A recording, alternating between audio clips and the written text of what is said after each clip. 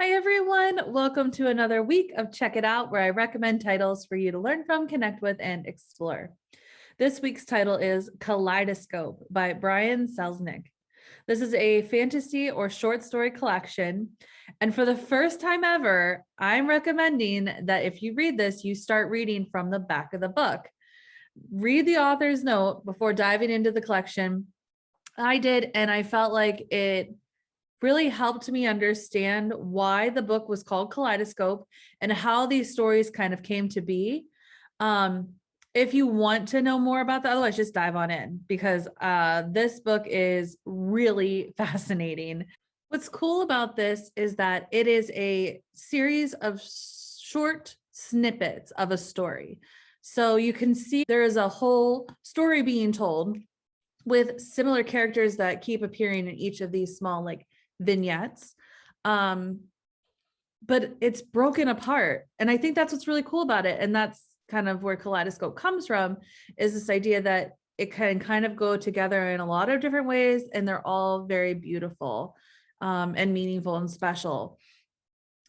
Each story can be taken on its own. It could be put together in the bigger story happening overall, which I think is kind of fun and genius and fantastical. Each of the stories is just so it pulls you in right away, and they're not very long, just a couple of pages each, but so much emotion comes across in each of the stories, which is great.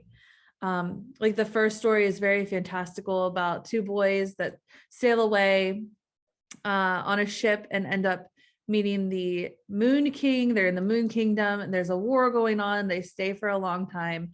And what happens, and I don't want to give anything away, so I know I feel like I'm being really vague about what the story is about, but I think that's kind of the fun in it. You can read these stories in a variety of ways. Brian Selznick leaves a lot up to the reader's interpretation as to how to link these stories together. There are absolutely bits that go together throughout the book and repetitive elements like books and adventure, loneliness, friendship. But I think part of the beauty of that book is that it's changeable, and there are no solid answers as to what way to enjoy this book. I read it from beginning to end, and each story is honest and made me feel like I was looking at a bubble.